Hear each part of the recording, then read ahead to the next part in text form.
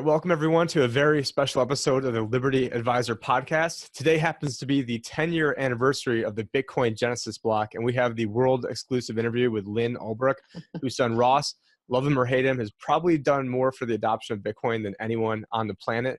Lyn Ulbricht is a political activist and advocate for individual freedom, privacy, and criminal justice reform.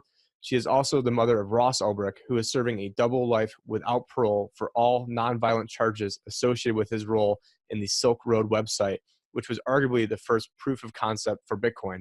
Having seen her only son caged after a trial riddled with proven corruption, and we're going to get into that because I see a lot of corruption, and this is probably one of the most corrupt cases I've ever seen, which is saying a lot.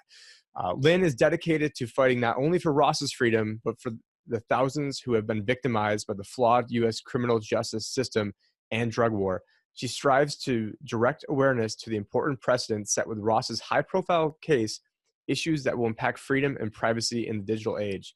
Lyn has spoken at numerous events in several countries, appeared on many TV, radio, and podcast shows, including Reason TV, CNN, HuffPost Live, and Fox, and has been interviewed by major alternative media, including the New York Times, Wall Street Journal, Forbes, BuzzFeed, John Stossel, and The Guardian. She is also prominently featured in the documentary Deep Web. While not working to raise awareness and support, Lyn focuses on raising funds for legal fees and gaining signatures for Ross's clemency's petition on www.freeross.org. And if you guys go to Free Ross, I'd highly encourage everyone to sign the petition and watch Railroaded, the targeting and caging of Ross Ulbricht. Actually, I watched it probably about 3 weeks ago, and I was only going to watch the first episode or two because I was getting busy, and it was so crazy, just the amount of new information to me, and I'm pretty up on this stuff, that I just couldn't actually, I couldn't resist, and actually had to watch the whole thing at once. And by coincidence, my good friend Ernest Hancock of freedomsphoenix.com has been on me forever to watch the Kim.com documentary. So then I watched the I forgot what it was called. I think it's called Caught in the Web. And so those were just two great ones to watch back to back because there are so many overlapping issues with how the U.S. government, if they want to get you, really the links that they're going to go to get you. And when Lyn and I had originally set this up, I guess we didn't even realize today was the 10-year anniversary of the Bitcoin Genesis block. So we definitely are, pleased to have Lyn on the show. And one of the reasons why I wanted to have Lyn on was to kind of take a different approach than what you usually see. A lot of times when I've seen interviews from Lyn, it's from, either the crypto community, which, basically are going to treat Ross like an absolute god, or it's from, the other side of things where, they're trying to do like I gotcha type interviews of, hey, we're going to take out this sound bite and make, create the story that we're going to create anyways. And I wanted to take a little bit different take on this. And because I know I have got a lot of conservative people that follow me, and the first thing they say is, how can you support a guy who, is hiring a hitman? And how can you support, all this murder for hire? Because, this wasn't just a simple website. This was, a criminal mastermind who was out there, basically like Pablo Escobar.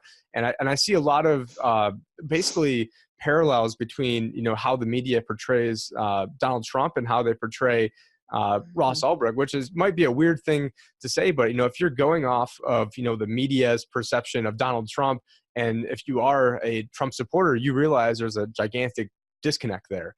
I mean, if you talk, and I hate even saying this, but if you talk to some people out there, the whole justification, some people think that Donald Trump is a Russian agent and basically Vladimir Putin has the goods on him, and the goods on him involve, this whole Russian gate PP dossier that they think that, and I hate even talking like this, but the mainstream media pushes a narrative that, Putin has tapes of Donald Trump getting peed on by Russian hookers. And this is like, and so some people, especially in the crypto space or the libertarian space, might not even know that this is like what the government and mainstream media argues about. But if you go off what the mainstream media says versus the reality of things, it's, a greatly different,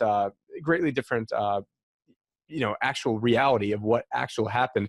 And so when you get into, and so I don't want to, paint Ross as, he's an absolute god, or he's, the second coming of Jesus, but his case though is, there's a lot more to it than meets the eye.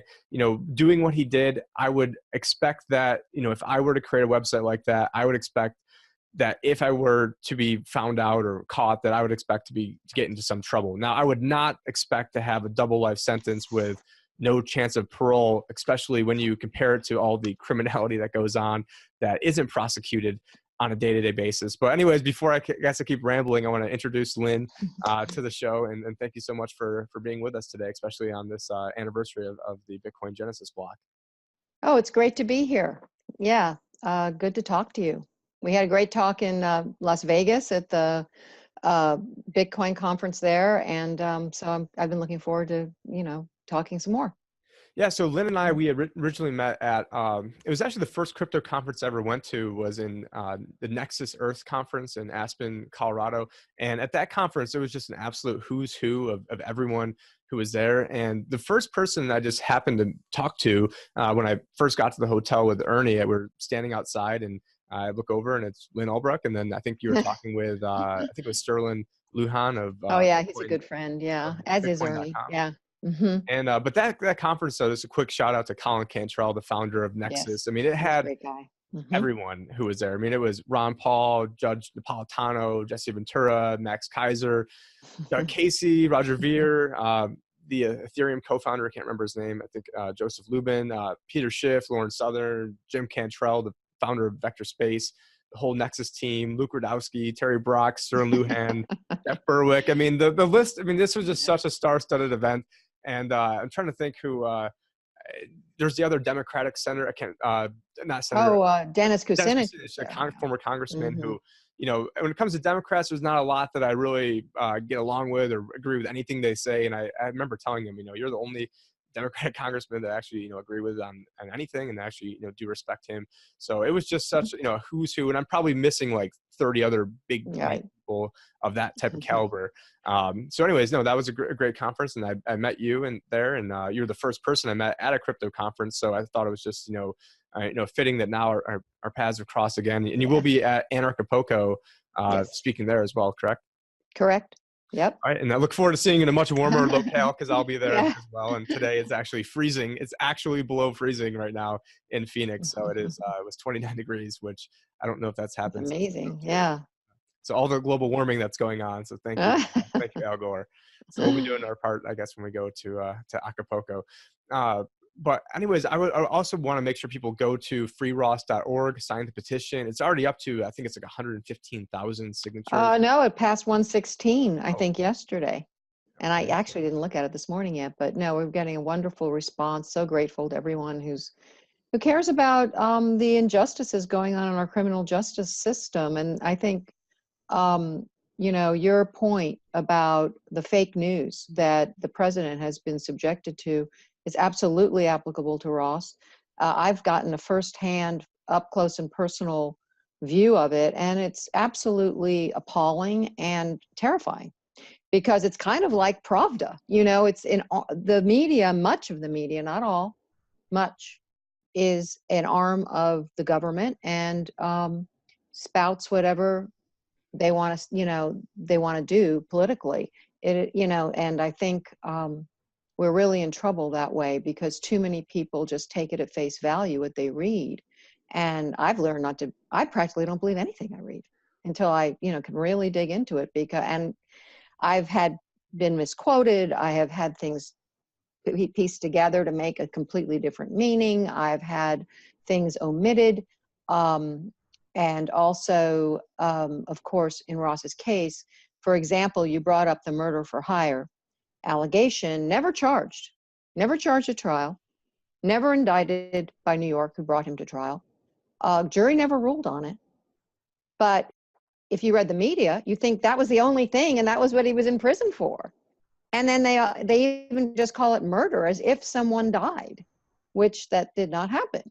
And this is something that the media does. It's something the government does. And I've talked to defense attorneys. I've talked to other people who have had this done to them, and they say it's almost routine to smear someone with a more egregious charge that they never, well, not even a charge, allegation, and then the media picks up on it, and that becomes who they are, and then they're not charged with it. It's not ruled on by a jury. It's not a conviction. And my question is, so why even have a trial? Why even have, you know, the whole process of our justice system? You know, if Chuck Schumer, who pre-trial came out and said Ross was guilty without a trial, with no proof, in a public letter to Eric Holder. Congratulations, you got your man. And I'm like, oh, I see. So what happened to the presumption of innocence? Well, that's gone, because I guess if Chuck Schumer says it's true, it must be true, because he was completely behind this case. I'm going to go into that later, but point being, and then the media picks up on it, and even the judge, who, by the way, was recommended by Schumer for her position, used uncharged allegations to justify this draconian sentence that they gave my son, who, for all nonviolent charges, and very poorly proven. And that is actually was a question that was brought before the Supreme Court by one of the top law firms in the United States, Williams and Connolly, saying, wait a second, a judge isn't supposed to decide something's true based on what prosecutors say. That's why we have juries. That's why the Sixth Amendment was written, to protect the accused from rogue judges and judges who decide they know better. And yet she has gotten away with this. And by so doing, and by many of the other egregious things that have happened in this case, it puts us all in peril. We all lose our Sixth Amendment protections. We all lose our First Amendment protections, which were also violated. We all lose our Fourth Amendment protections. It's not just Ross. It's all of us when this happens in the courts. And so it's really a much bigger situation than, a website that a kid in his 20s, idealistic, Ron Paul supporter, totally on fire for freedom and free markets and Bitcoin and wanting to, having good intentions. I've never thought that wasn't true. I know my son, but also it's obvious. And maybe, you can say misguided or overzealous or, you don't agree about the drug war, his view on the drug war at the time or whatever. But, that's one thing. But what has been presented and how our Constitution's been trampled on by this case and many others is what people really need to pay attention to, because we're losing our freedoms very quickly. Yes, and whether you agree with Ross or not, I mean, you've got to, and I protect, the rights of people to say things of people that I don't even agree with, because I know if they can come after them, then they can come after me. And so there, Exactly. even though, I don't think anyone should be doing heroin or meth or any of these other hardcore drugs, I think people are going to get their hands on them anyways, and that the drug war actually does more to basically to bring more harm into society, and more people end up dying because of the drug war than if the drug war hadn't existed. And there's all sorts of research where I think Portugal legalized the drugs, and next thing you know, they went from the highest drug usage in Europe to the lowest drug usage because they focused on rehabilitation. I've written articles on this, and there's so many things that you touched on. I mean, even you get back to the hypocrisy of Chuck Schumer, who's actually my graduation speaker. I mean, of all people, and the only reason he was my graduation speaker is because it was supposed to be Elliot Spitzer, but he got caught with his prostitute like the day before he was supposed to be my graduation speaker. So Chuck Schumer was like the pinch hitter to come in to give my graduation talk. So somehow I was able to survive all of that propaganda. But it was Chuck Schumer who basically recommended it to Eric Holder. But Eric Holder was involved in shipping guns into Mexico, to then subvert the Second Amendment, which is one of the ones I guess you didn't name. And if it wasn't for I guess the only thing the government's not subverting is they're not quartering troops in our houses is pretty much the only thing that's not going on. But I shouldn't give them any ideas over here. And bringing up the the hitman charge, I believe you had a world exclusive interview with it was with Danny Sessom of the Crypto Show at World CryptoCon, where you actually had an interview where it was you and Curtis Green both in the same room. And I'm not an expert on this, and there's so many things I keep track of that I can't keep track of everything. But wasn't Curtis the one who was the alleged supposed to be on the receiving end of getting the hit by Ross, and even he's saying it was a false accusation? I mean, and then he's come out and supported Ross. He's come out and said he doesn't believe Ross did it, and he's giving some of the proceeds from his book to our cause. And how often does that happen? That the victim supposedly, is because he knows that it isn't true. And as I said, I've had defense attorneys tell me that this happens this happens all the time. I've had people say, hey, they did this to me. This is our government. This is America. And prosecutors are running the justice system, as far as I can tell, running the trials. And I've been told by a former prosecutor, they will lie, they will cheat, they will do whatever it takes for them to get their trophy. And this undermines all of our protections and freedoms. It's absolutely terrifying. And Absolutely. they're political, and they just care about their careers, as far as I can tell. Yeah. So, yeah, and just like you were saying, how many times the person who is, alleged to be, the one who is supposed to be, receiving the hit, the one who was murdered, Yeah. who then comes out and says, no, that was not the case. And I guess getting into it, I don't remember all the details from Railroaded just yet, because, a lot of things It's going a on. lot of details. Yes. Well, I mean, just a ton, and I'm sure that there's a ton of details that were probably left out in that as well. But, there was government, I mean, I guess, the high level version is you had, one government agent who, was trying to track down, who was behind Silk Road. And it seemed like all the signs were leading to another guy who was actually the one who was doing a lot of the technical expertise behind it. And I didn't even know this until recently, and it's so weird that this has been brought up. But like the past month, I have never heard of the Princess Bride before. And the past month, I have probably had this intersected to my life like 10 different ways. It's just, How weird. it's Yeah. just so crazy because, I think I found out that, okay, DPR was, from the Railroaded movie documentary, was based off a character, Princess Bride, in the Dread Pirate Roberts. And hopefully I'm not butchering this because I haven't seen the movie. He was a character who, once he trained his disciples, would then sort of step away and sort of have more of a hands-off approach, or because he would have passed down his, I don't know, his powers or his likeness to somebody else. It was meant to be passed on. It was as a baton. It was meant to be passed on from person to person to person. And it sort of seemed like Ross more than likely created it, but then didn't have the technical know-how or expertise or ability to actually run this. And so he was sort of like, it's sort of like, if you want to go blame Roger Ver for Bitcoin and saying just because, I guess now it'd be Bitcoin Cash, but because he has the philosophical, hardcore, libertarian, Rothbardian view of the world, that all of a sudden, Roger Ver should be in jail for Bitcoin, when, then there's a lot of people in this community who are the ones who are actually building up Bitcoin. It has nothing to do with, Ross was the central figure of getting. Yeah. They wanted a trophy. That's what they wanted. There's lots of dark web markets now. I don't hear about them doing much about them. They got their trophy. They got their political capital.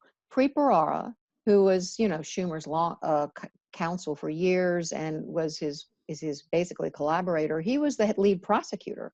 The judge, as I had mentioned, was recommended by Schumer for her position on the bench. Ross has nothing to do with New York. He was arrested and lived in California, but he was basically extradited back to New York for trial in the Southern District of New York, who is now persecuting President Trump, by the way. President Trump and Ross have a lot of the very same enemies, including Mueller, who was his FBI, including Comey, and and the media. I mean, so I'm hopeful that the president can understand what we've been dealing with. Because if they do this to a president, please, a 20-something kid who, idealistic kid, you think they're not going to say whatever they want and do whatever they want? They also used illegal Fourth Amendment. They violated the Fourth Amendment with spying. Well, they did it with Trump too. William Binney, who is an NSA whistleblower, an expert, he worked for the NSA top level, has said this, not about Ross, but just about how this was done with the president, and actually Elliot Spitzer as well, you mentioned him.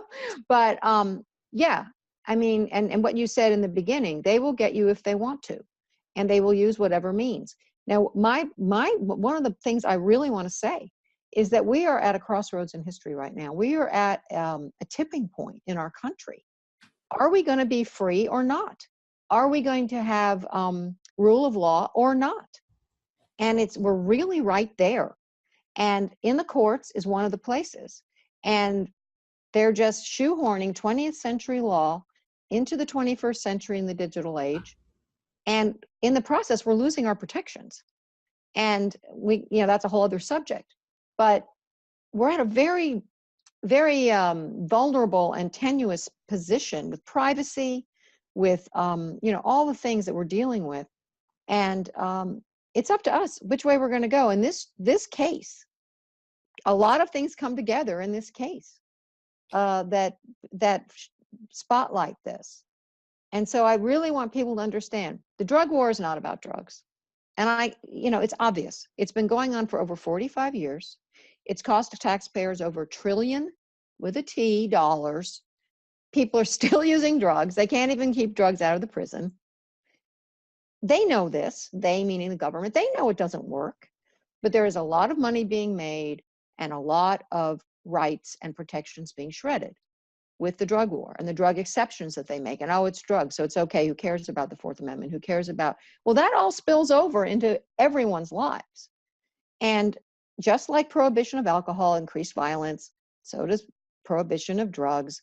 All the cartels, all the gangs, all the stuff that is causing so much violence and ruining countries like Mexico would stop. You don't have Smirnoff and Absolute having street fights over who's selling their vodka where anymore, because it's not illegal. It creates violence and it doesn't work. And as you mentioned, Portugal, my husband actually talked to someone from Portugal and he said, before we legalized drugs, decriminalized everything, it was becoming extremely dangerous, really bad there. And now it's wholesome and it's safe and it's having a renaissance. Because ironically, prohibition creates crime. So there's a money incentive. There's this incentive.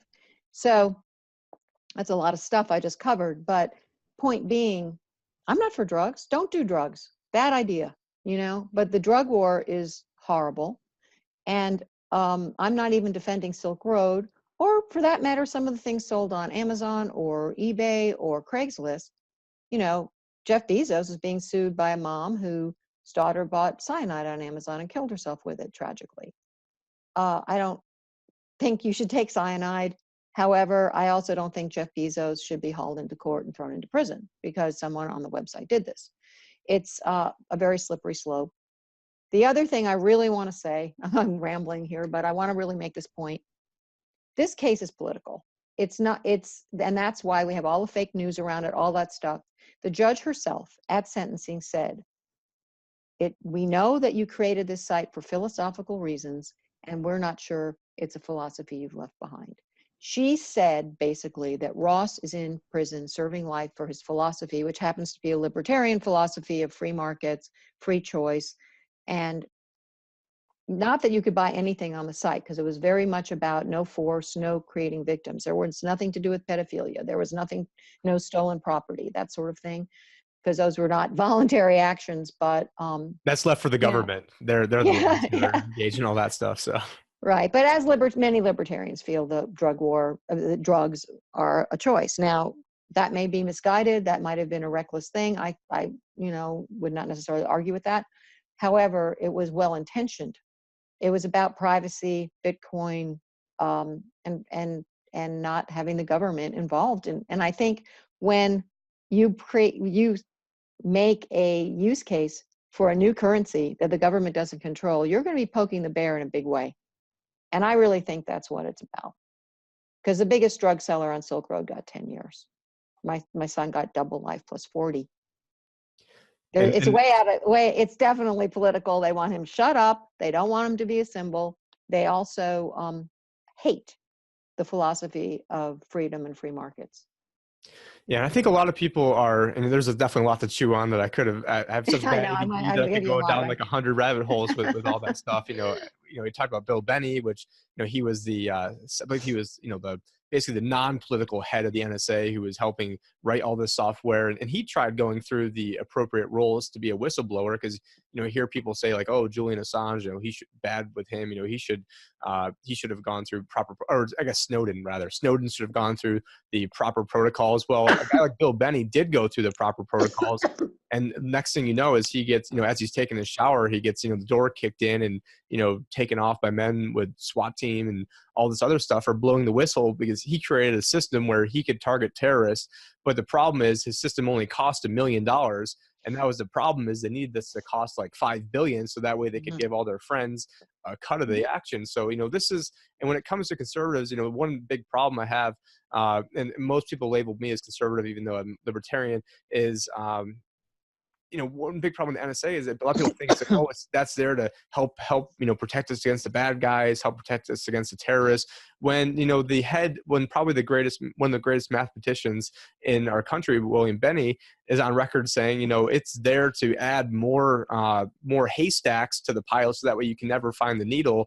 And what it's mainly used for is, corporate espionage or blackmailing people, all this other nefarious things, stealing different trade secrets. It's not actually there to protect you. And so I say a lot of people are thinking, America, and this is going to keep me safe. We need to have the NSA.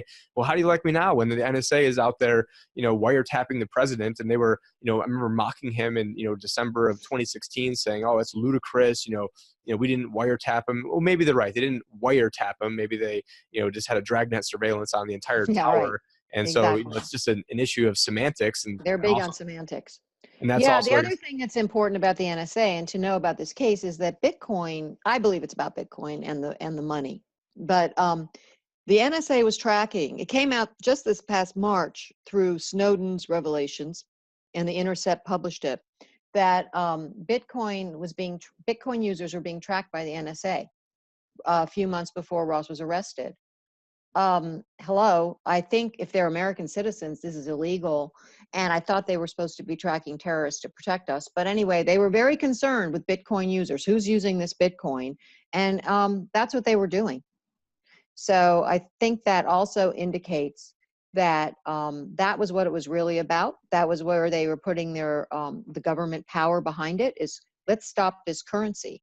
Well, it didn't work, obviously. And, we'll see what happens. But yeah, it wasn't about drugs. If they wanted to stop drugs, I think they could have figured it out, since we had a perfect model with alcohol prohibition, how you stop the violence and the problems with drugs.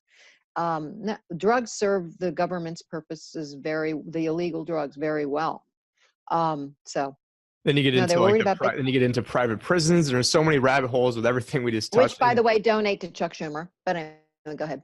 Yeah, when I was in college, I had a professor, and I went to liberal arts school, so it's weird that this was a prohibition they put on me. But they ended up saying that you can give a speech in anything you want to give it on, except for marijuana. And it was a public speaking class. So being the rebel that I was, decided, okay, well, I'll give a speech on hemp, and ended up getting a 0 on the speech for giving it. But I got a standing ovation. Everyone's like, oh man, I thought this was going to be some BS speech, but I read different books on it and was very well versed on this subject. And it's sort of crazy when you really go down the rabbit hole of how drugs became illegal to begin with, that what really had happened, I guess the short Cliff Note version is you had hemp, which was which Donald Trump actually just legalized, or the federal government just legalized growing hemp just a few weeks ago. And people should be cheering about that, but they don't want to give him any credit on anything. And I don't know what this guy can do to make, get a little credit. It's true. And so with the drug war, or I guess, at one point, marijuana was legal while alcohol was illegal, and it was not even a big issue or a big deal. And so it became a big deal when there was, I believe the machine was called the hemp decorator. It was basically the equivalent of the cotton gin, but for hemp. And what had happened is hemp, you could grow 4 times more per acre. It was much, much stronger than cotton. It had uses where, the first Model T was made out of hemp. There's a picture of Henry Ford, or video, hitting him with an axe and bouncing off the car. It ran off of hemp seed oil. So all these foreign wars could be stopped. And a lot of the early ships and stuff, they were, had hemp was a major component of that. It was also a component of the War of 1812, although War of 1812 also had to do with the first central bank of America charters being revoked. And that's not really in our history book, because the British owned basically the first version of the Federal Reserve, and then they came and burned down the White House when we took that away. There's all these different rabbit holes that we could go down in this subject, but with getting back to the drug issue, is what they found was that the head of the FBI, and this is from stuff I read like 15 years ago, so it's not like I looked it up yesterday. So you had the head of the FBI at the time, or created the Bureau of Narcotics. Well, I believe his name was Henry J. Anslinger, and Henry J. Anslinger's cousin was was the guy at DuPont, and DuPont had 75% of their investments into all these new cotton manufacturing, and hemp being legalized, or this new hemp gin would have basically put DuPont out of business. So it was a marriage between DuPont and basically the federal government to then get rid of marijuana. What's funny, then we talked about pedophilia earlier before. I believe it was one of the DuPont heirs who then was had the whole wrestling school where he was doing stuff with little kids. But I'm sure he probably got nowhere near the amount of trouble that Ross is getting in. And so it's just crazy when you look at like the history. Well, one other point there where you're making, and let me interrupt you real quick. It's the same thing now. The top 5 lobbyists for keeping marijuana illegal are the pharmaceutical companies, the private prisons, the prison guard unions, the police unions, and the alcohol and beer companies. All stand to profit. It's the same thing as what you're talking about with hemp. And, hello, except in this case, it's the human beings are the inventory in a lot of these cases. And so, same thing. And most people aren't even aware that there's private prisons where they have quotas, where if they're not at 95% occupancy, then the rate that they're reimbursed is greatly reduced or something. I mean, I'm not an expert in all this and this other. No, they threaten to close them, and they say to the town, "Hey, we better fill some cells, or we're going to have to close, and you'll lose your jobs." Meanwhile, Chuck Schumer receives funds from private prisons. $100,000 was one headline. $100,000. Campaign donations. And at the same time, out of the other side of his mouth, he's saying, "Oh, let's legalize marijuana so he can court the millennial vote." and someone said, "Well, what about the people you're putting in prison?" He goes, "Well, that's another issue. That's the Justice Department." Oh, really? There's people right now. Ross has a friend in prison serving life for marijuana. The federal prison happens to be in Colorado, where it's legal.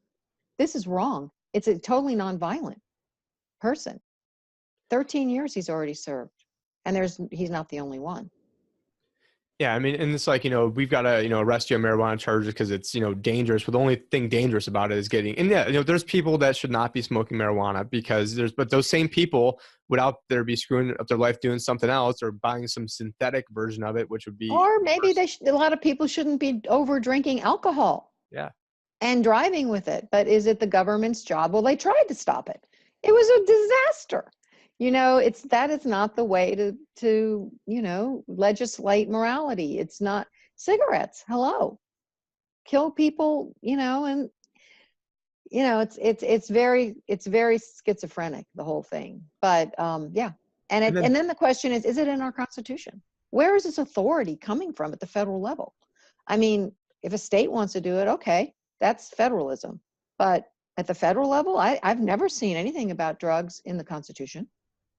And at least with alcohol, they passed an amendment to. And then another amendment to get rid of it. And then another amendment to make it. They didn't bother. Why go to the trouble with drugs? We'll just give ourselves the authority. Well, if they can do it with drugs, they can do it with anything they want.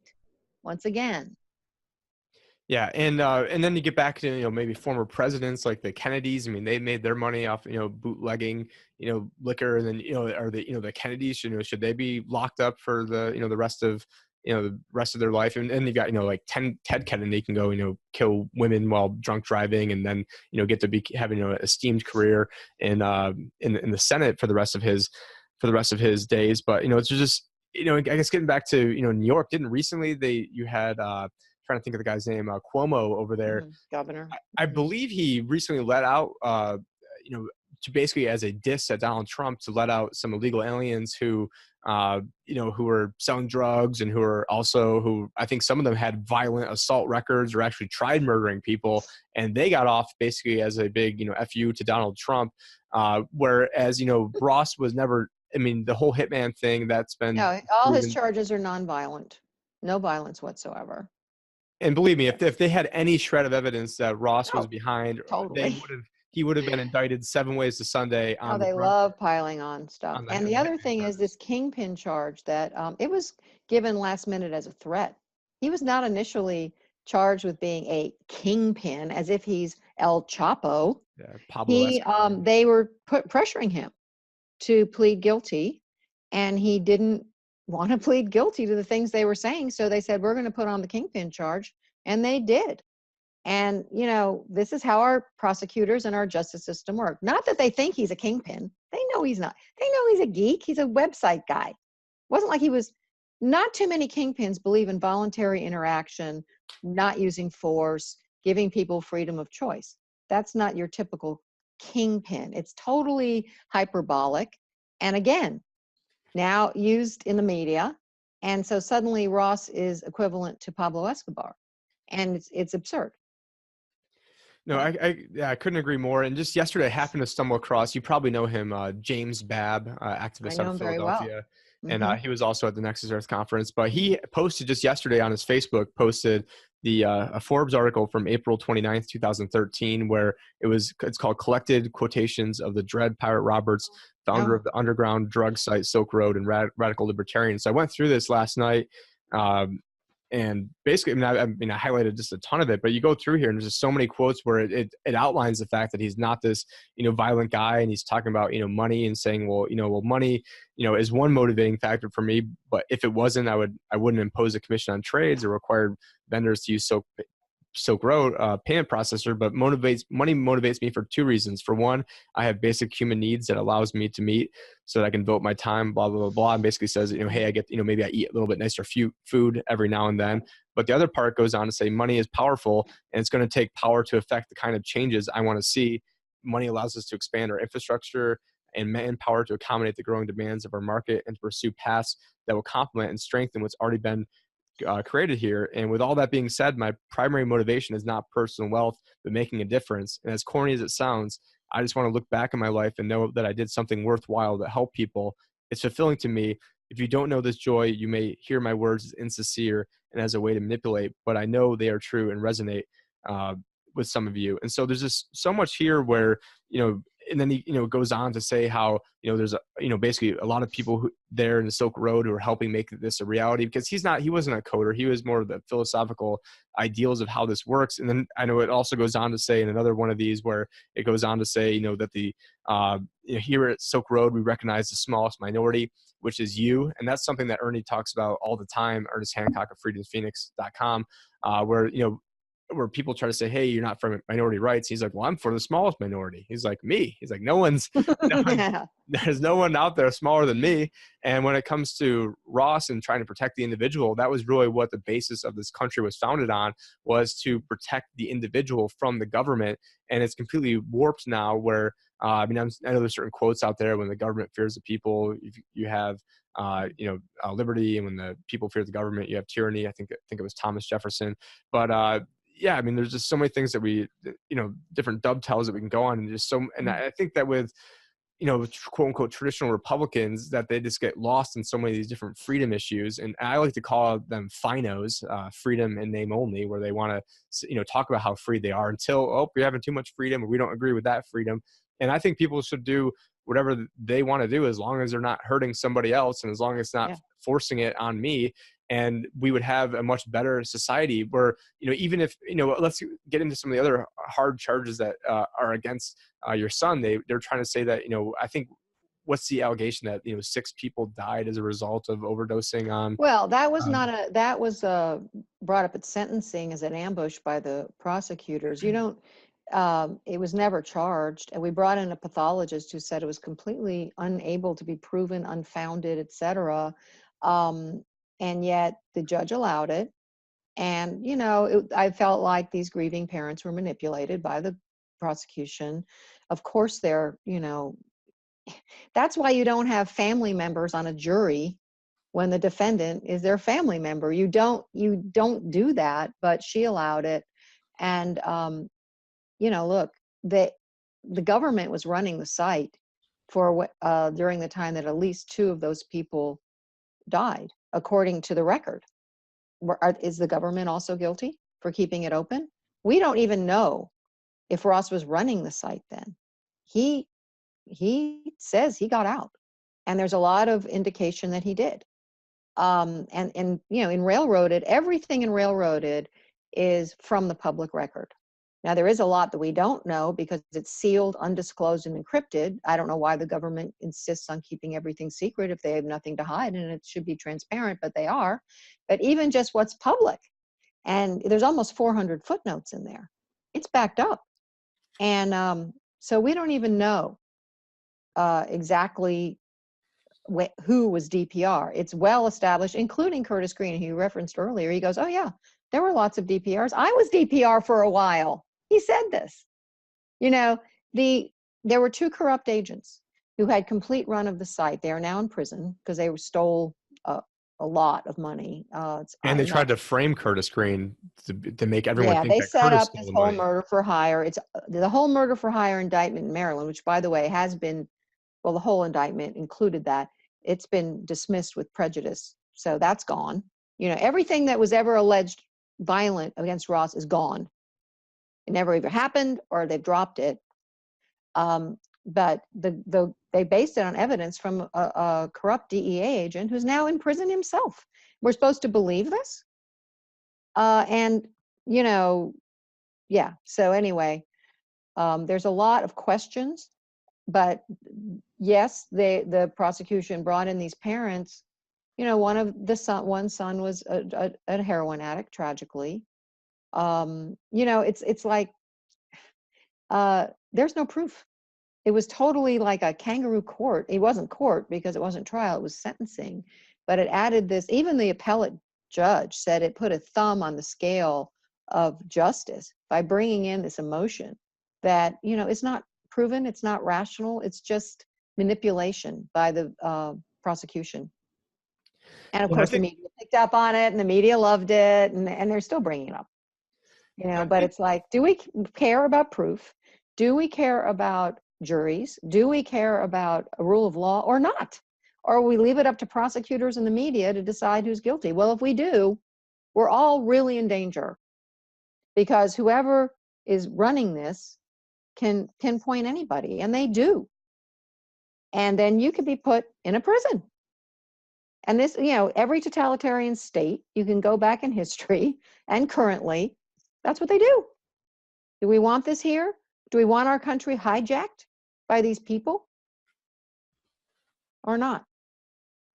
Because we're at a tipping point, like I said.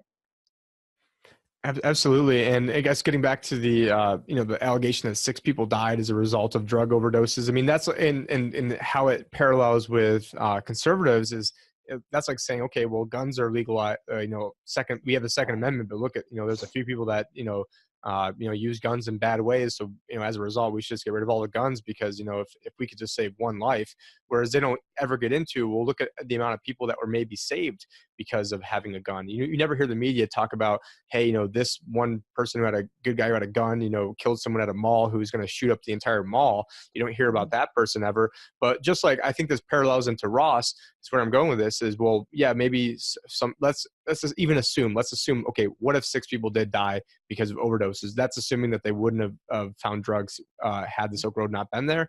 That's also assuming that maybe there's people whose lives were saved because there was a Silk Road. Maybe there was people who didn't get involved into a violent interaction with maybe a corrupt drug dealer because there was a Silk Road, or maybe there was a actual people who and I believe, I've never been on the dark web, never been on Tor, Onion browsers, any of that stuff, never been on the Silk Road. But from my understanding of it is that it had an eBay like rating system where, hey, this guy's got 5 stars and he's, we can trust him. He's not going to taint his drugs with, lace it with some other, some other, more powerful substance. And so there's people who There's a review system. Yeah.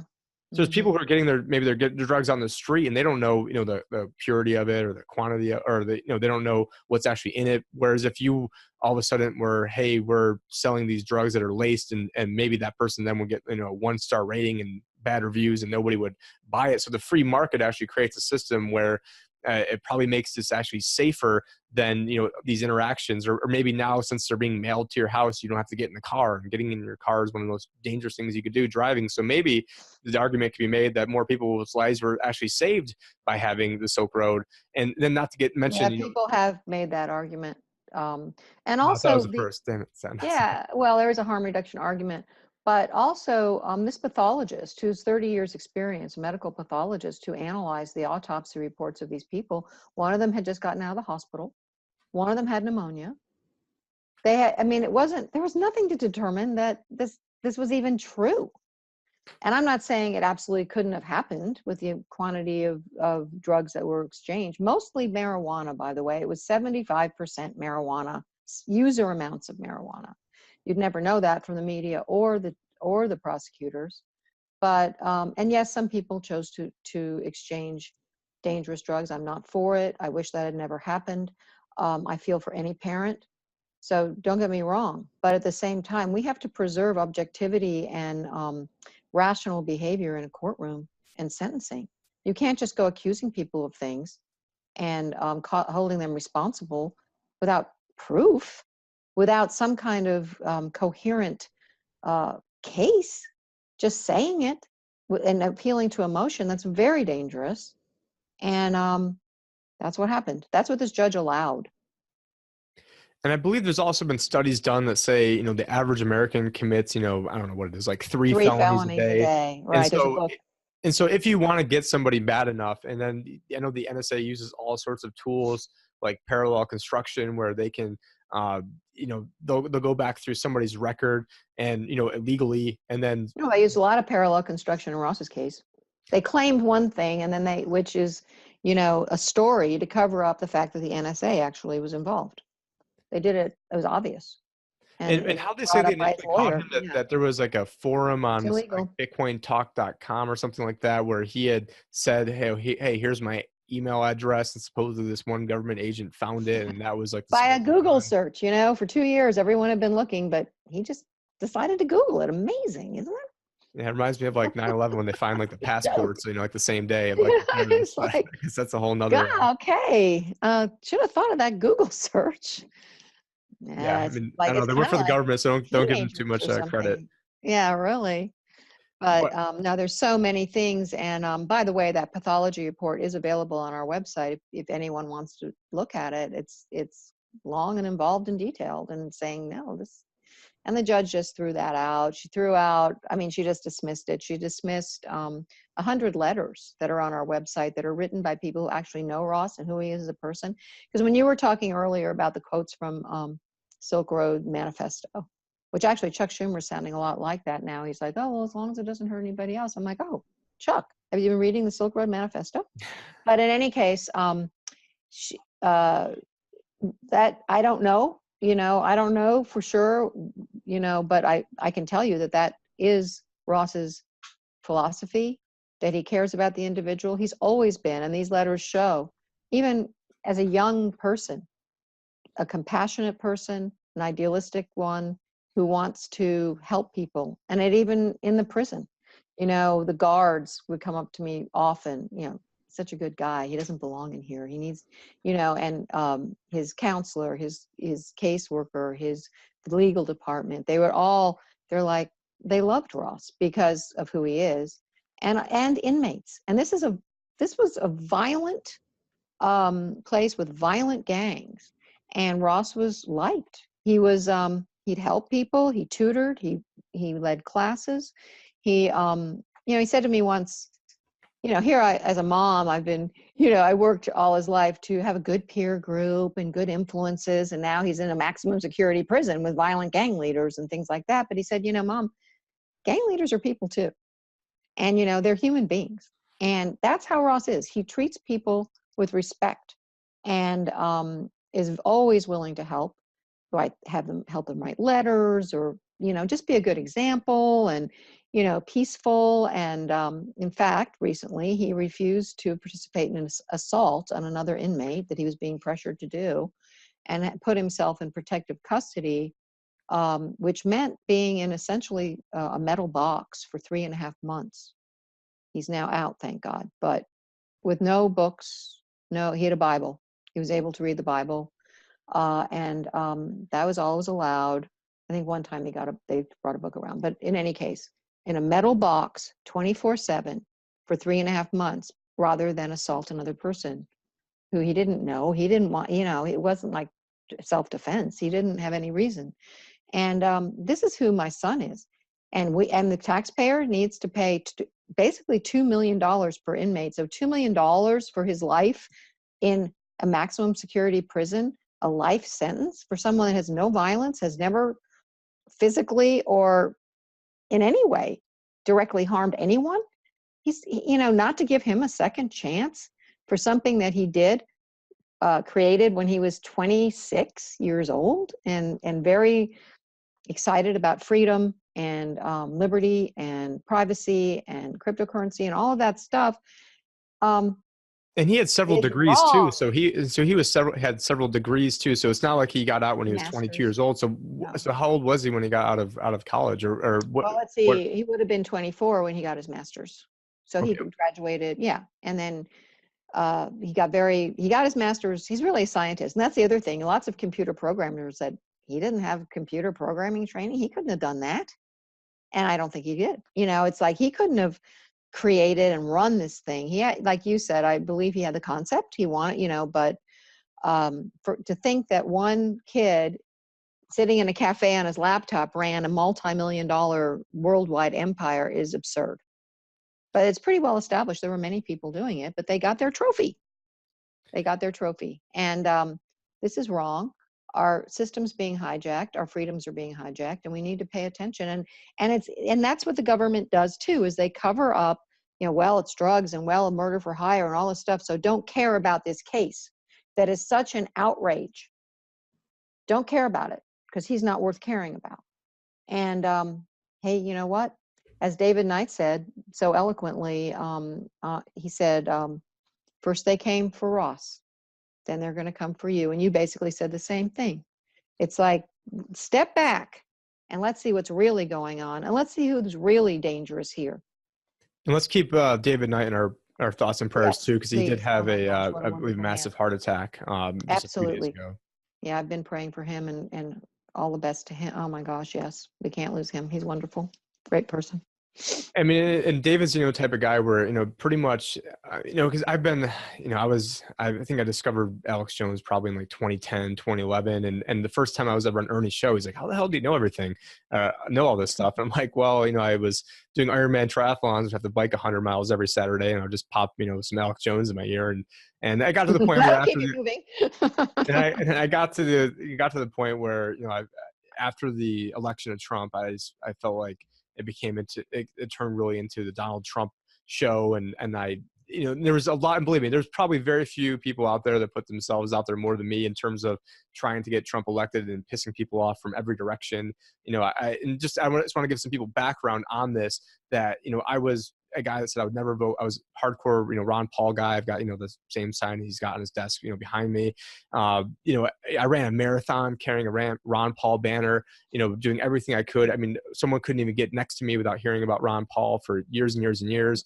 And then then I saw him get, you know, another good word is railroaded. You know, he got railroaded in the, you know, in the lead up to the election, where they, you know, had rules that got changed and all sorts of, I mean, that's a whole nother, you know, story with all that.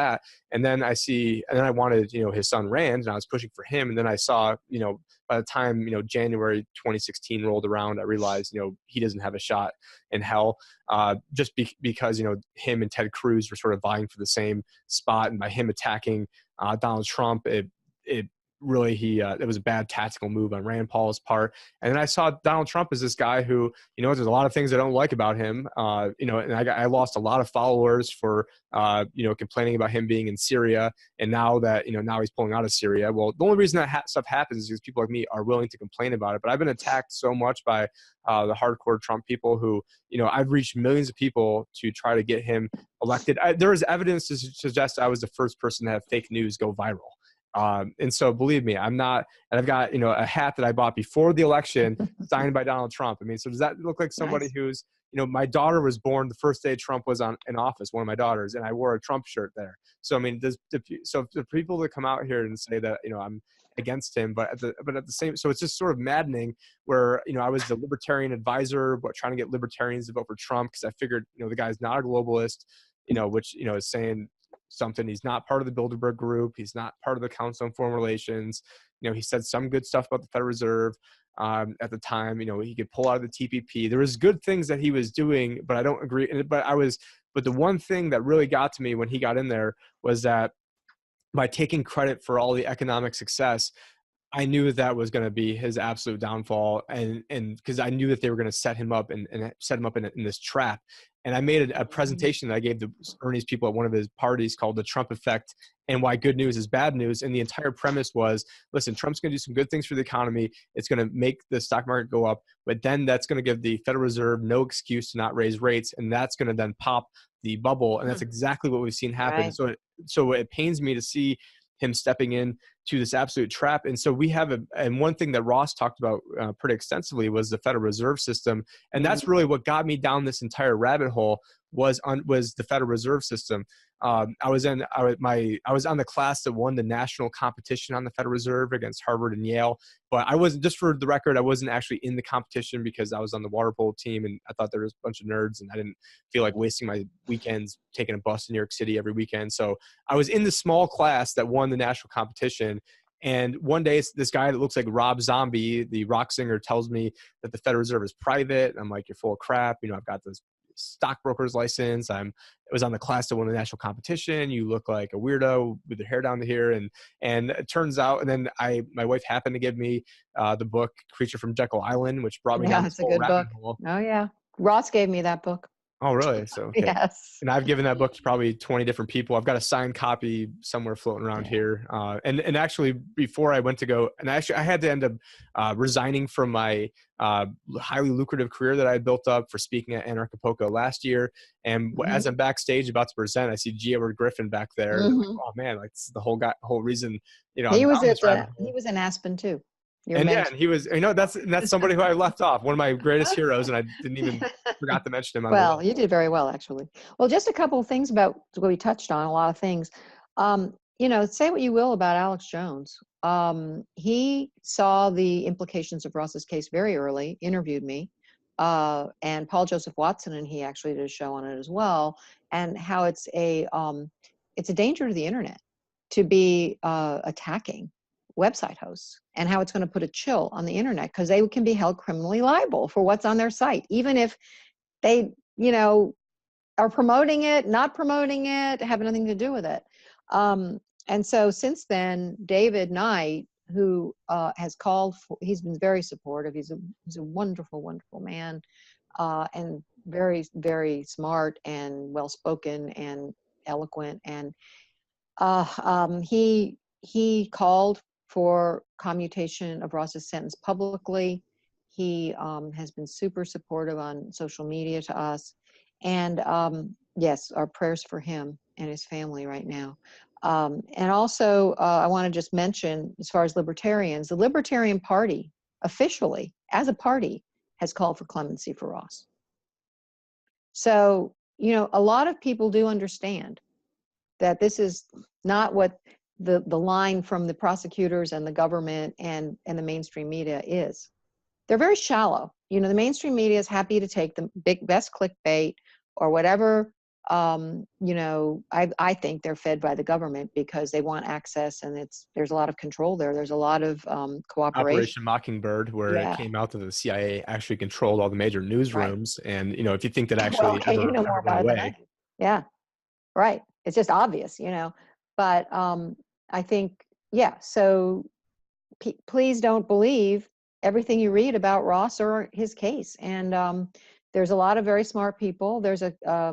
We have a support page on our website, very smart people and very eminent people who are saying, no, this is wrong and this has larger implications than just, a kingpin drug dealer who, no, that's not what this case is.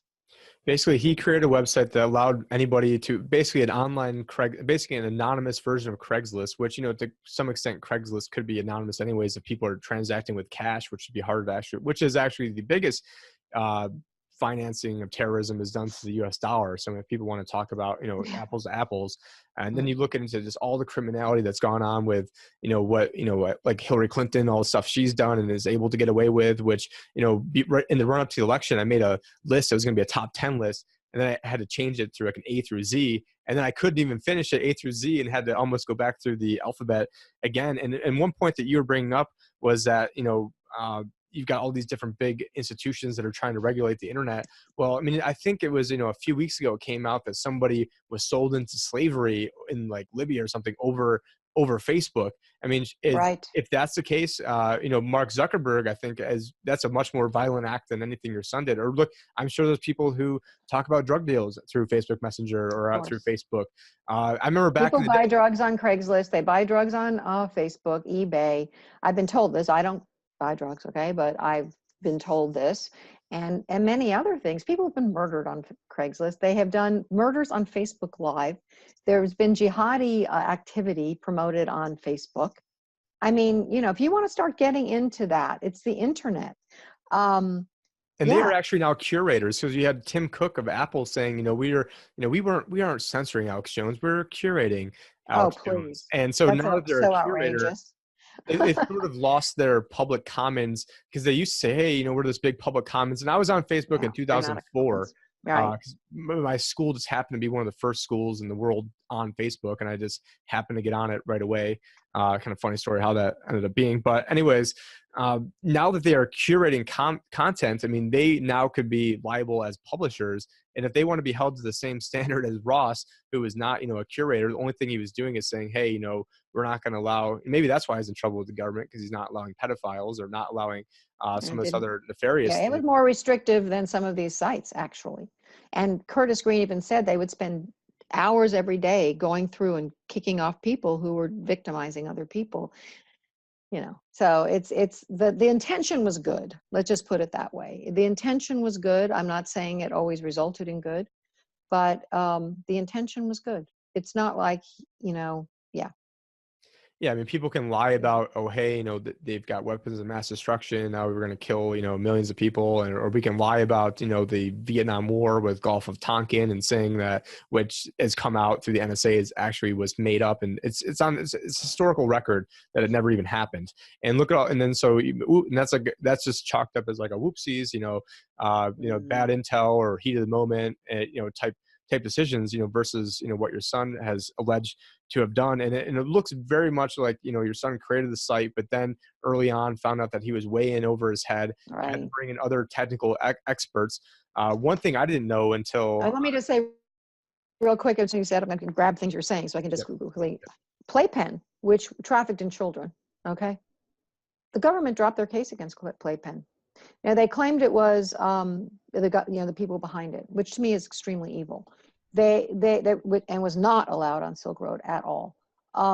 They claimed that it was because they didn't want to reveal their investigative techniques, but I really question, were there some big high-level people involved in Playpen that maybe we were able to influence? I don't know.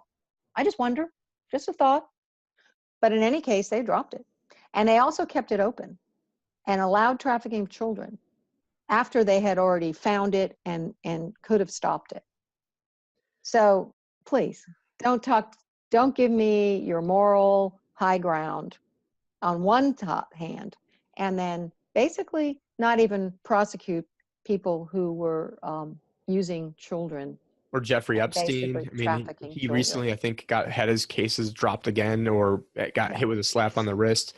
Because Mm-hmm. when you're palling around with Bill Clinton, on the Lolita Express, and all the other people that were palling around with him, including, I think the Queen's son, Prince Andrew, and all these high-level people. But okay, well, we're not touching that, because we've got all these big-time people with this, and so eventually it gets to the point where these institutions just exist to protect the institution, no matter how noble or good. And I think even Ross sort of hints at that in some of the writings, where basically saying that he hopes Silk Road doesn't turn evil, but you shouldn't trust anybody, and you shouldn't even trust him, because you should I guess always do your own, as the financial advisor, me, always do your own research. But it's just absolutely crazy. But when I guess getting into his case, it seemed like you had, and I'm just trying to paraphrase here, and I hope you can pick up some of the missing spots, is you had this one prosecutor who was trying to basically closed in on another person. The other person was, it seemed like it was Mark Karpelis from was actually part of Mount Gox exchange, which I didn't even realize that there was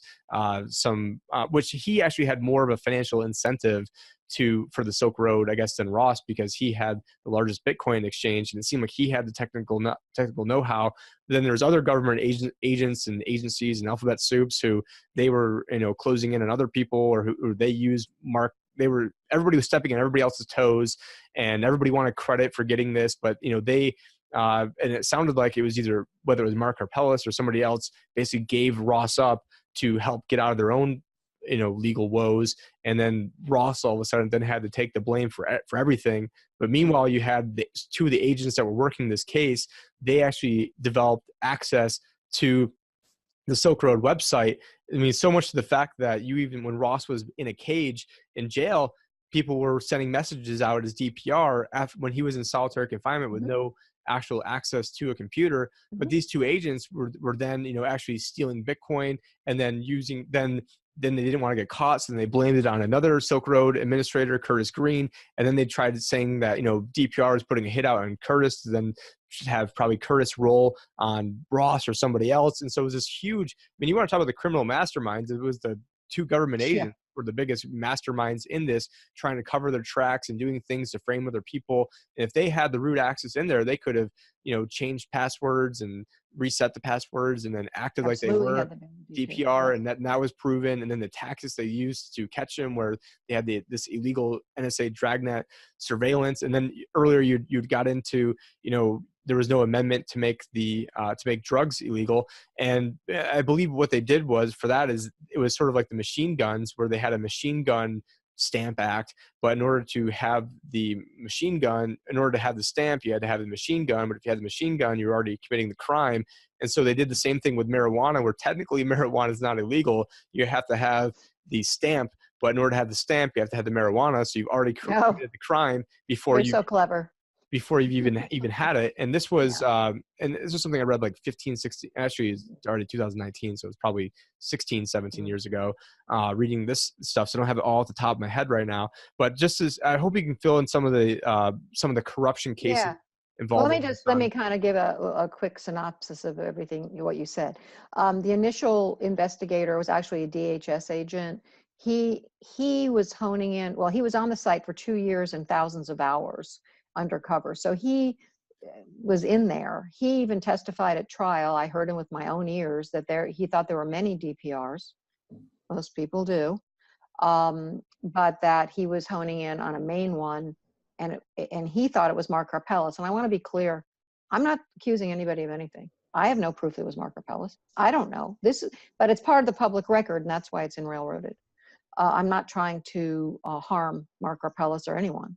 But I do think that it's part of the story, because it was part of the public record, and that's what we were conveying.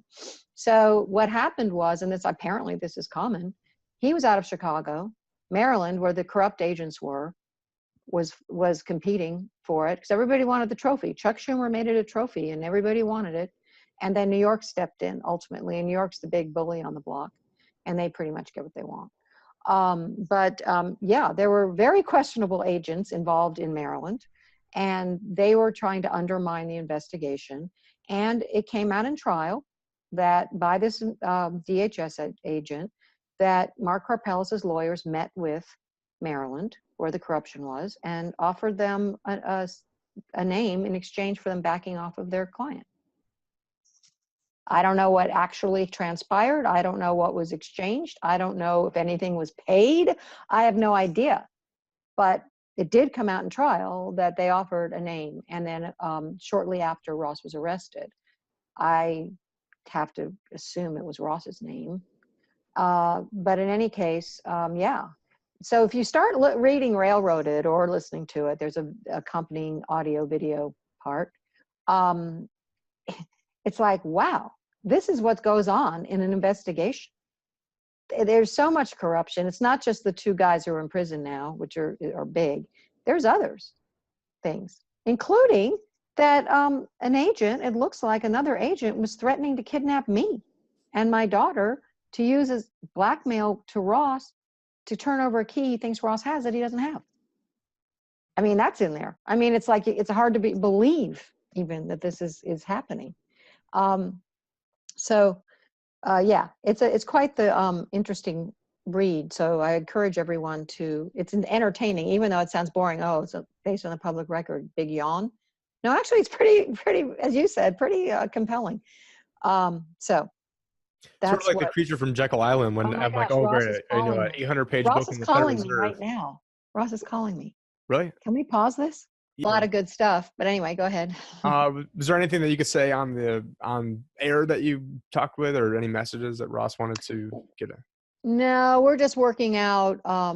He's in Oklahoma on his way there, and we're working out different stuff for the lawyers and that we have and that kind of thing. It's not, yeah.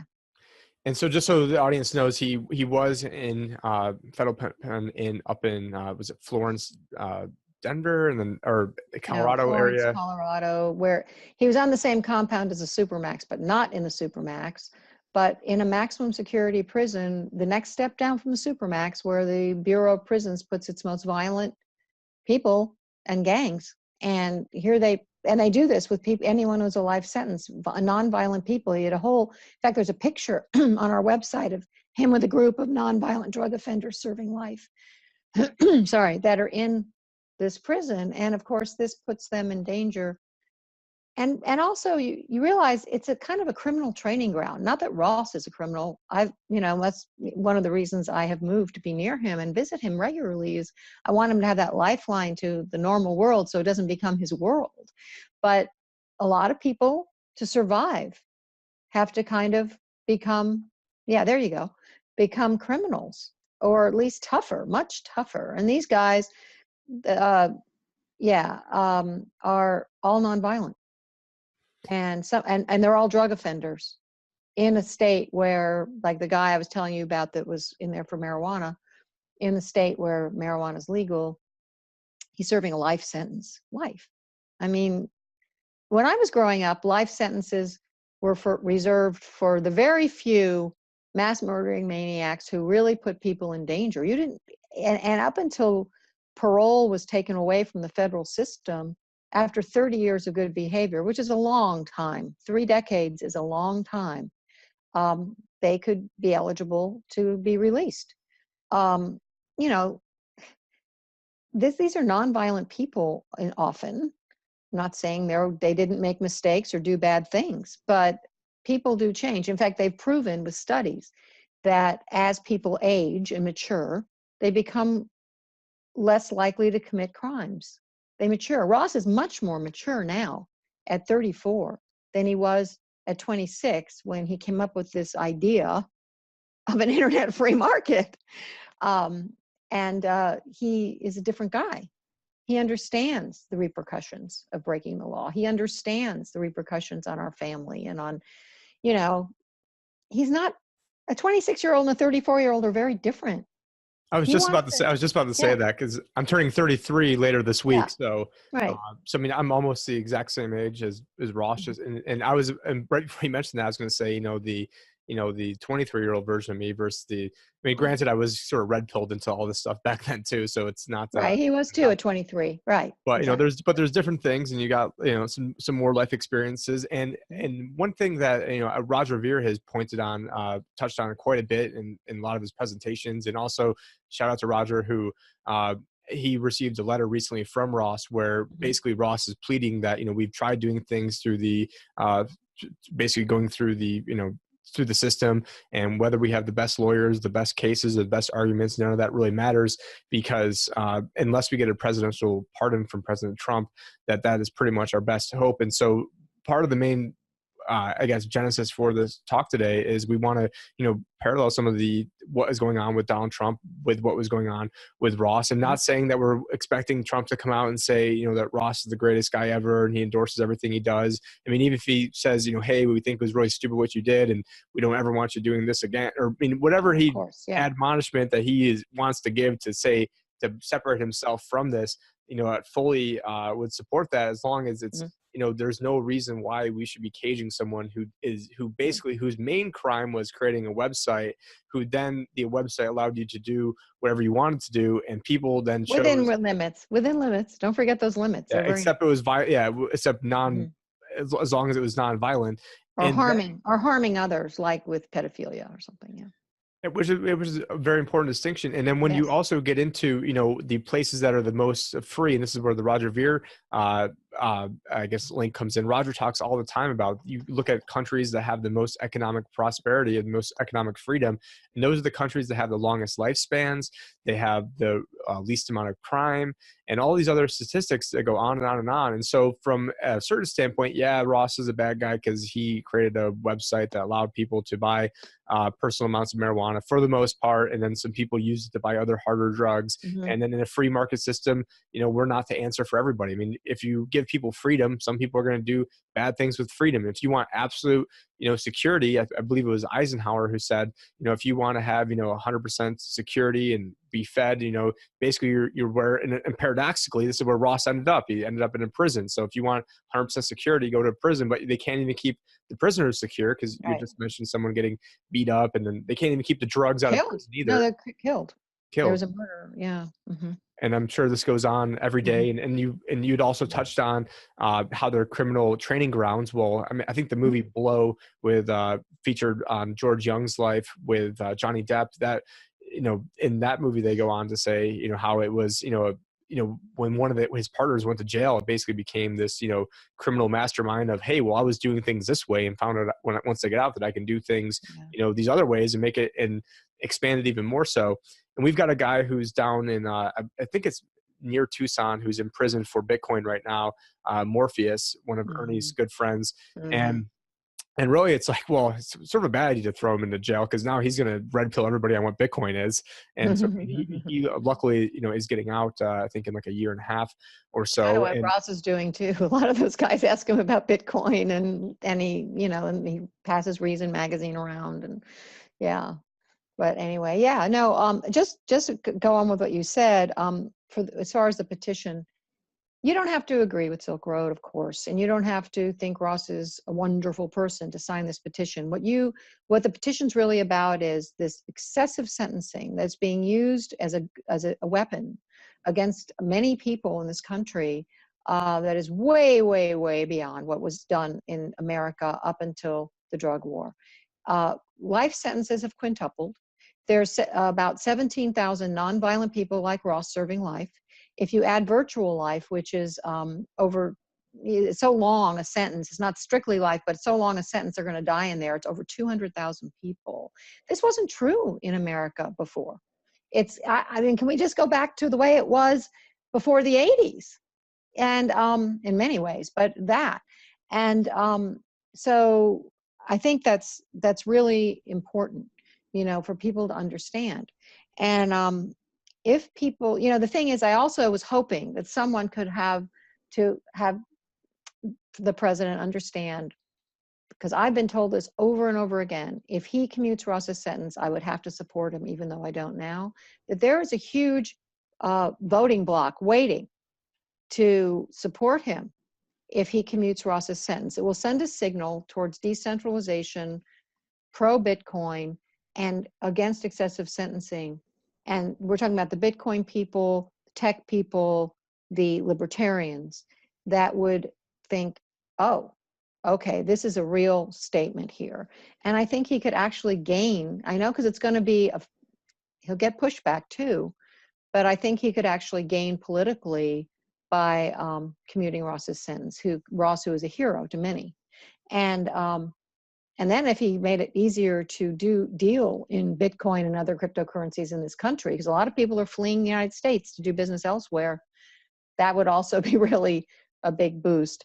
So if anyone... Did you see his new chief of staff is Mick Mulvaney, who I guess headed the Congressional Blockchain Count, something like that. I'm not sure what the Yeah, I heard was. about him. Yes, I need I don't know try a to get a ton. hold of him. I don't know a ton about him, but one idea, and actually I just texted when Ross had called, and I texted one of my friends, and he was saying that right now he's 2 degrees away from the president, and he said we need to get a pardon for Ross, and that Oh, that's basically awesome. he would, if he can get Oh, that's great. the meeting with the president. He's doing, I don't want to give out a name who he is right No, now it's okay. with the recording, Yeah. but no, he's into some big stuff that Trump would like, and Oh, that's great. hopefully. I would love to talk to him, because obviously anyone who like that, who has connections, That's what this is about now. We're out of the judicial system, which is, I'm sorry, I've lost my faith in. I really have, especially in New York. But I've lost my faith in it.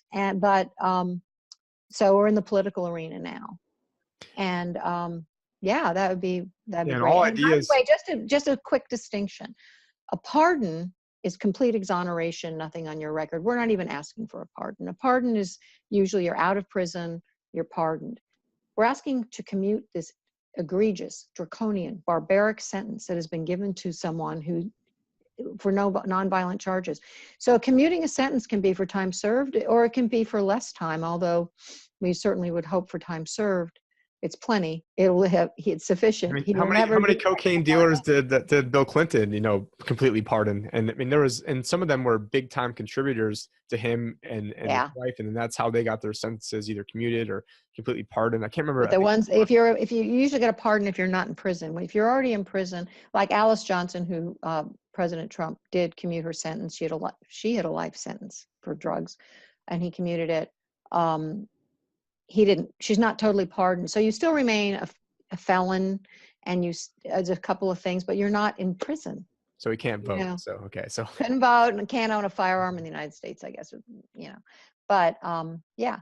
But So I completely agree with you that we're I really think it's just an asking a untapped. commutation of a very egregious sentence and a political sentence, and we're not even asking for a pardon.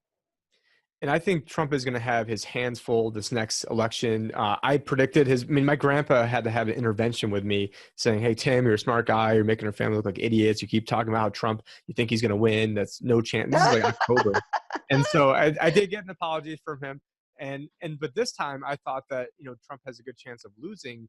And it was because of his embrace of the stock market, not going to get in. I mean, I've got videos going back to literally like the day after the election saying, do not do this. Do not embrace this market. They're going to, it's a trap that they're going to set for you. And so this time around, you had a lot of people who, they thought Hillary had a 98% chance of winning. So if you're some kid that's in your mom's basement and you think that, Hillary has a 98% chance of winning, well, maybe you're not going to go out and vote. And so this time, since I think no one's going to take that risk, and there was, and people say, yeah, he won by a landslide. Well, no, he didn't. I mean, there's several states where he won by like 5,000 people or 50,000 people, which, in the grand scheme of things is like, point nothing of a percentage away, where if you just piss off, a very small amount of libertarians who voted for Trump, which a lot of libertarians don't like to admit that they did, and it's sort of on the DL, especially at the crypto conferences, or you go to Anarchapulco and some people come up to me and whisper, oh yeah, I did vote for Trump, but I don't want to let people know that here. And so sort of like this petition, people don't want to, let people know that so if you're willing to get 100,000, over 117,000 people who are willing to put their name out there and saying they want this, I mean, the number has to be, 10 times that. My goal is 500,000. And actually Roger Ver called for 1 million. Yeah. And I want to be able to say to the president, look, 500,000 people believe this sentence is egregious. But the other thing, just a point, social media and Silicon Valley will never like Trump no matter what. And then we've made the point, he can do First Step Act. He can push the First Step Act through for criminal justice reform. He can legalize hemp. It doesn't matter. But that's not true of the libertarians and the crypto people, especially because of Ross and a lot of the tech people. I don't think it's true. I think that it's a whole demographic that he could get support from. And people who don't even normally vote, who would vote right. for him. They would. And normally vote. And people said, I've said countless people, well, God, if he commuted Ross's sentence, I have to support him. Because Ross, that would be a huge symbolic gesture. And also it'd be the right thing. And it's also many of those people's hero. I mean, as you said in the beginning, Bitcoin probably wouldn't even exist as anything more than a video kind of currency that, nothing. Yeah, I really wish I would have put money into it back then, because I knew what it was early on. I knew what it was. Tell me about it. And the first time I was ever did an interview with it, I said, listen, this is the most speculative thing you could possibly do. It could go to zero. And I thought outside of the anarcho-capitalist libertarian world that the odds of it succeeding would be slim to none. And so in 2011, my wife and I got married, moved across the country. The very next week to Phoenix, I started a business, was completely broke, and saved all my money to buy a house the next year. And then the value of the house went up 1,000% from like my down payment. So that's good. I had to then sell the house to then live after the government then shut me down then I was forced to resign to talk at Anarchapulco. And then the state of Arizona then held on to my paperwork for 6 months and wouldn't let me work. So, so I don't know how I'd be, whether I bought the Bitcoin or, so either way, I think it would have been about the same. Yeah. But there's something that the government, I think, could have quashed it, or, definitely did some things back in 2011, 12, 13. But at this point, the horses are out of the barn. No, it's It's out. not going Well, away. when Ross first told me about Bitcoin, that was way before his arrest or anything. He was very interested in it. He was very involved. I said, well, should I get some? And he goes, no, Mom, it's too volatile. That was probably worth, 50 cents or something like that. So don't feel too bad. Yeah, well now, yeah, and it was actually at the Nexus Earth conference is where I then, got it was because originally what I was trying to do is create this estate planning where people could then, hey, I got, super, because, we've learned a lesson from Ross of, don't try to skirt around the government's rules, because, No, they can get you. And so Yes. with people who, you've got, let's say, tens of millions of dollars of Bitcoin or crypto, and you bought it at next to nothing, or it was given to you at next to nothing, and now you want to bring that out into the economy. Well, how do you put it into a certain type of crypto trust? And so as Ernie came to me to be the guy that figured it out, and I figured it out, and I was going to be able to present. And at Nexus, I had just met with Colin like a month before, and they had such a star-studded lineup that, there's no way I was sneaking in there. And so Ernie's like, well, hey, I'll give you. So I was ready to present if, like, in the event somebody, stepped down or something. And then someone told me about how there's people doing Bitcoin IRAs and charging 15%. I'm like, that's ridiculous. So I ended up taking out like all the domain names, probably like the day after I met you, in terms of like the crypto. And then I realized this is a big thing, and basically devoted my being to trying to make this happen. And so I'm sort of like the rare person where, I've got the Federal Reserve background.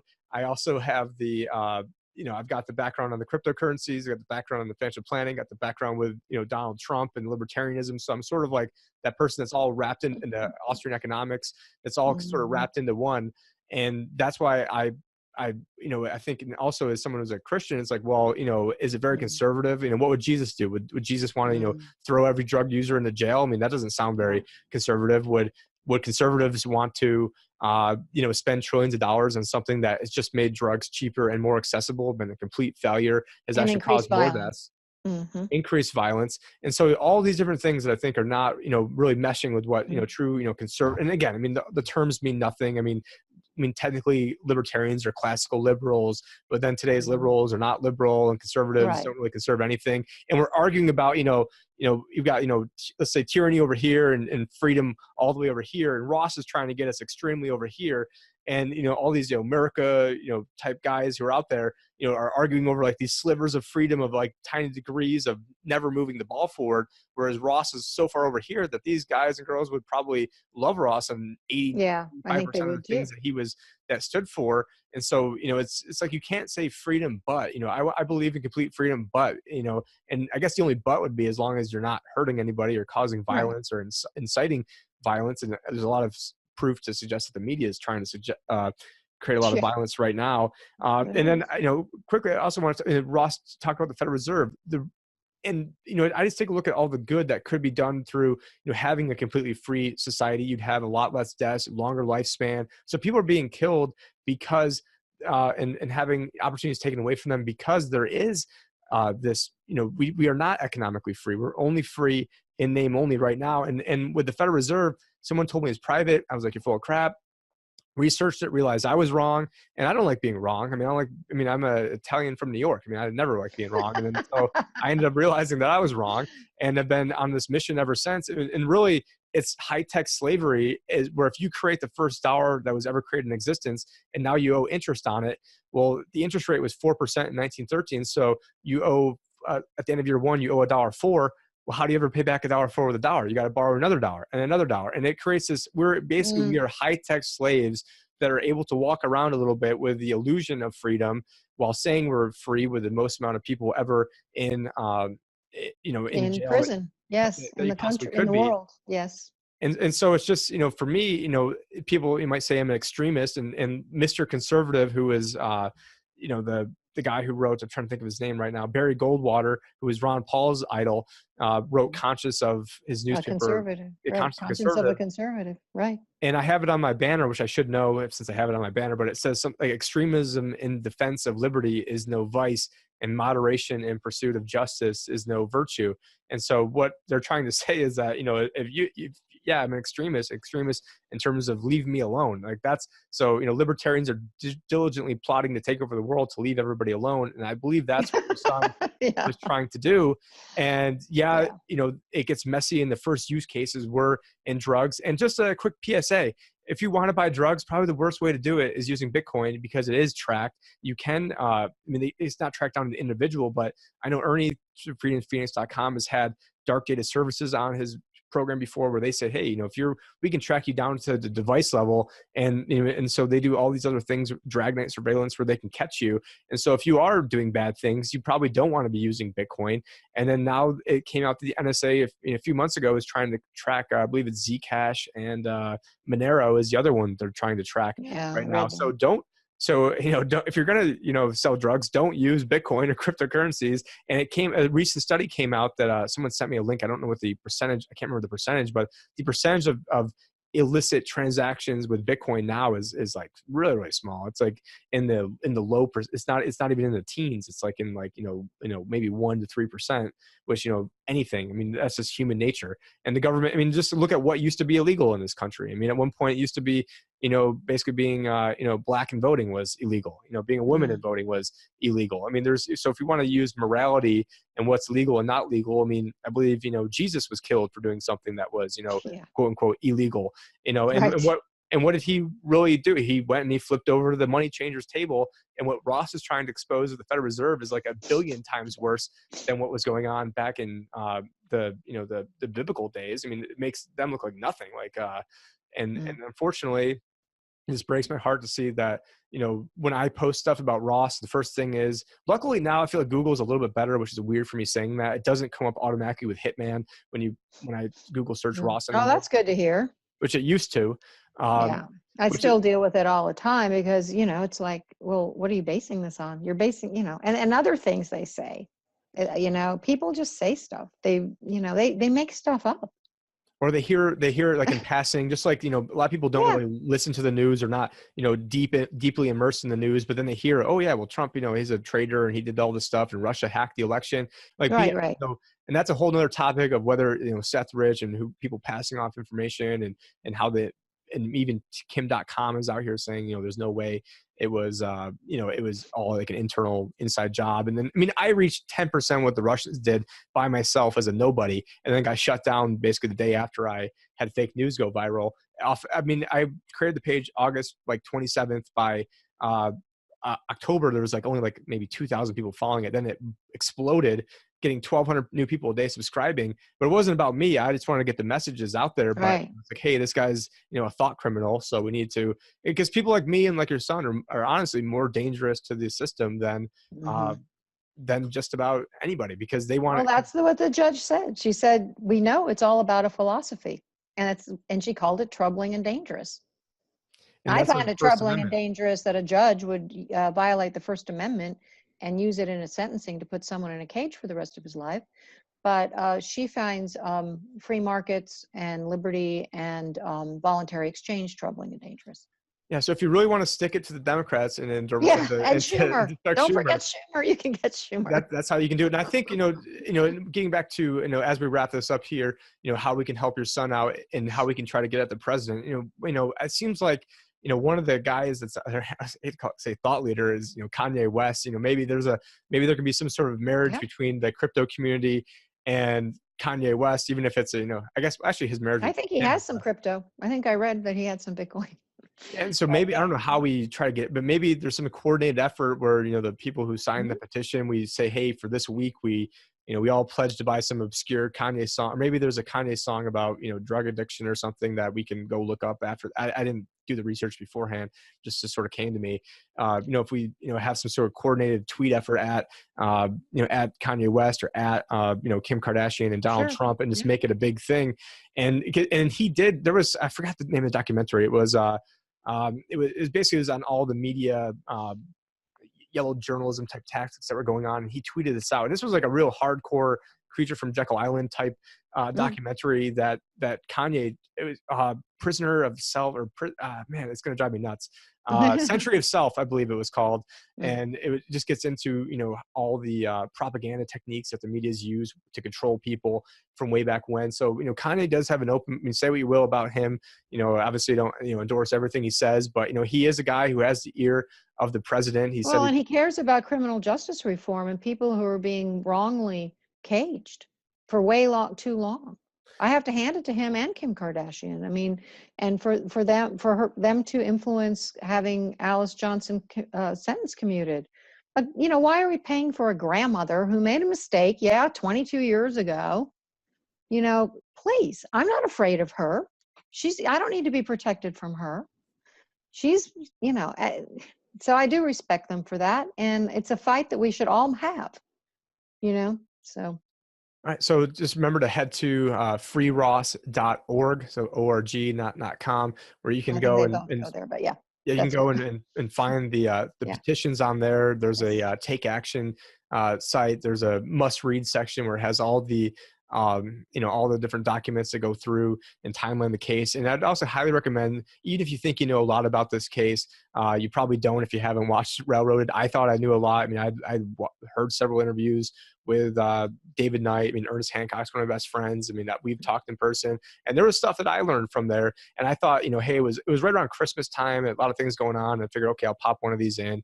And then next thing I know, I end up, listening to the whole thing straight through, because it was that compelling about what was going on. And believe me, I'm the type of guy that doesn't believe anything and think that everything is corrupt. And I'm like, this even shocks me, the level of corruption that was going on. And I already knew about the jailed agents, and I already knew about, a lot of that stuff. And I knew about the false hitman charges. And I was there when you and Curtis were talking. That I snuck away to something else, but the guy I was rooming with, was telling me that was going on.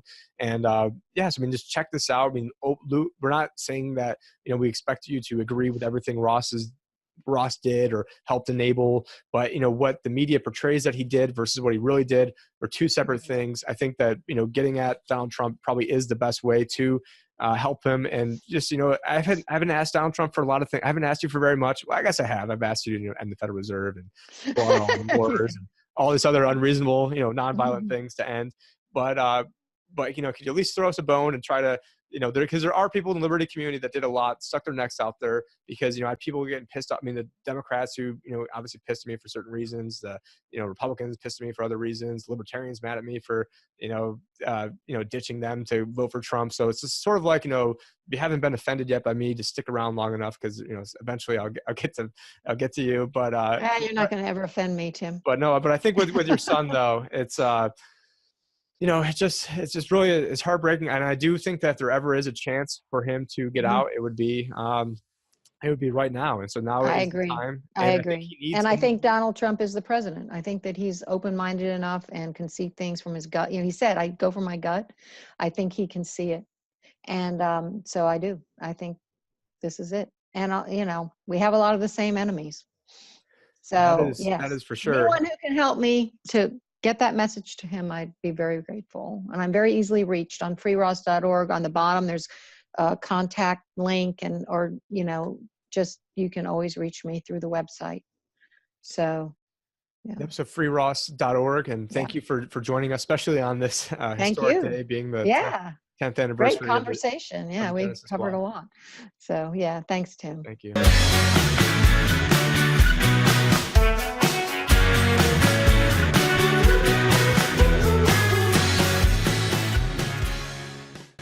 Why would anybody want to buy Bitcoin inside their IRA? I mean, the whole point of Bitcoin was to have peer-to-peer electronic cash. So why are you going to have a financial intermediary buy Bitcoin for you? Why don't you just cash out your 401k, cash out your IRA, cash out your retirement plan, and just buy Bitcoin on your own? Well, the reason for that is if somebody had January 1st, 2017, invested $100,000 into Bitcoin, and then 1 year later, they would have had, after taxes and the 10% penalty, they would have just under $900,000. So you would have turned $100,000 into close to $900,000. So you're obviously doing something right. However, there is a better way that they could have done it. What they could have done is they could have done a Roth conversion, With the Roth conversion, you save the 10% penalty, so you've got 10% more that can be invested into crypto. And the beauty of this is that now all of your gains are now forever tax-free. So you put the $100,000 in, and now, and again, you're getting out of paying the 10% penalty, and now after even all my management fees, you now have a little over $1 million. We have all the exact specific numbers linked down, or should be on the screen right now. I don't have it memorized, but to me, $1 million sounds a little bit better than $900,000, and having tax-free gains forever sounds better than having $900,000 that now any appreciation or hopeful potential appreciation would then be subject to tax. And the other reason why we thought of this, or really the genesis of this, is I'd heard a lot of people doing this, and I thought that, hey, there's got to be a better way. But the main reason is you've got a lot of people who the only money they have to invest is inside of their retirement accounts. A lot of Americans are living paycheck to paycheck. I mean, even people who have $1 million IRAs, a lot of them don't have actual extra money to invest. They don't have rainy day funds. And the rainy day funds should be kept in actual safe, liquid, basically cash or really short-term treasury bills. It shouldn't be invested into Bitcoin. And so a lot of people just don't have that extra money to invest. And so taking a small percentage of your IRA or 401k and then, putting it into Bitcoin, if you know what you're doing and you understand the risk and you actually believe in this philosophically, is actually, I think, a good move to make. So again, if you're going to pull money out of your 401k to buy Bitcoin, you should talk to myself, because I think that the Roth IRA conversion is a much better way of doing things, and that is why somebody would want to consider having Bitcoin inside their IRA as opposed to cashing out their 401k and just buying it outright. Okay, well, that's great. You've got people who have IRAs and 401ks, and there's different things you can do or that I can do to help them out. But what about the person that has maybe a few $1 million of gains and they bought it on Coinbase or Kraken, or they got several millions of dollars of gains, and all of a sudden now you want to go buy your Lambo or buy a new house? I mean, there's no way you're going to be able to skirt around the IRS, because they're going to wonder, hey, how'd you get that $500,000 to buy a new house? Well, for those people, probably the best person to explain this is actually my friend Ernest Hancock, as he was giving me an introduction at Anarchapulco. Anyways, I'll let Ernie take it away, because we can also have advanced trust strategies for the people that have millions of dollars of gains. This is not just for people who are looking to invest parts of their IRAs or 401k. A good friend of mine, Tim Pachote, he's a financial advisor at Scottsdale. He'll be speaking at the TDV event. You'd be able to bring the crypto into the system. How would you be able to do a foundation of trust, of this, of that, and so on? And Tim was at the party, and I go, Tim, what up? He's been spending months that he's getting ready to present to you guys Monday on how you can take your crypto and not pay capital gains on it, not have taxes on it. I'm going, man, you need to talk to Tim.